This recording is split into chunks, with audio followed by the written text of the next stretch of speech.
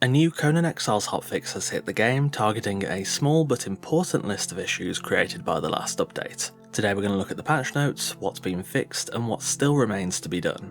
Also, quick shameless self-promo, the background build for this video is part of the ongoing work on Settlers Season 4. Consider joining us over on Patreon as a free member to get exclusive details on the upcoming season, and if you're so inclined, join our paid tiers to support the channel. Plug over, let's look at the patch. So this update dropped yesterday on April 22nd, 2025 for PC and PlayStation.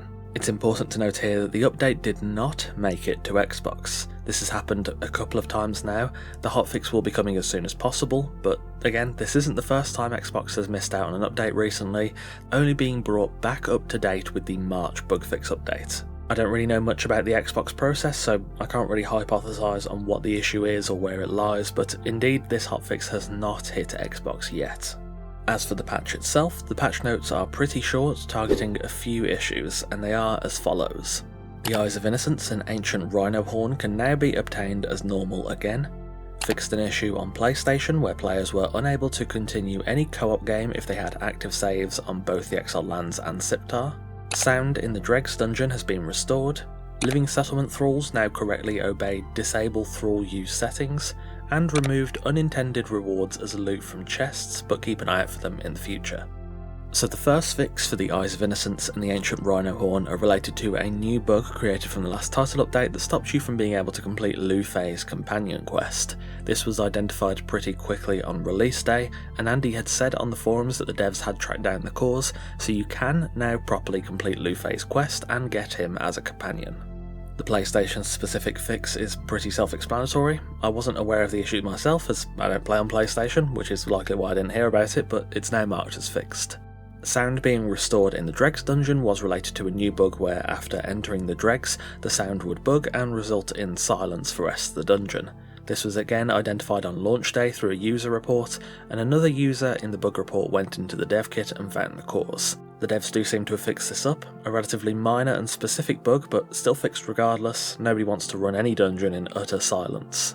Living settlement thralls obeying disable thrall use relates to the option to disallow thralls from using certain placeables and decorative items. I'm not too sure if this relates to the newer option to exclude doors from thrall use, but I had heard some reports of thralls forgetting about or, well, just straight up ignoring the thrall use settings chosen by the player. Nevertheless, that issue should hopefully now be fixed. Finally, removing unintended rewards saw some of the new rewards from what appear to be the Dark Dregs dungeon event being attainable from loot chests. This event isn't actually in the game yet, it hasn't been implemented either, but elements of it are in the dev kit and it was found a little while ago. I saw some people on the forums post that they'd got their hands on some of these new weapons and shields which had come from this dungeon, and though I thought it was cool for people to get a look at them, the loot chests they were coming from were clearly not the intended drop source. That issue has been patched, and though the items are now technically rare and discontinued, they will be reintroduced at some point in the future. So, I gotta be honest, a little bit of a disappointing list. This was a hotfix, not a full update, so it wouldn't have been proper to expect a whole wealth of fixes, and the devs did say it would target issues created by the new update, but I would have hoped to have seen a little more. I'm not going to criticise them for fixing things, but yeah, a few more fixes wouldn't have gone amiss. In my last video about this hotfix before it released, I ran through a list of some of the issues the game has at the moment. Lu-Fei's quest and the audio in the Dregs dungeon were fixed here, alongside correcting thrall behaviour in relation to placeable exclusions. That is something I'd seen reported a few times. Unfortunately, there wasn't any fixes here for other problems like purge exploits, server player numbers on consoles, or a Blood Chakram nerf.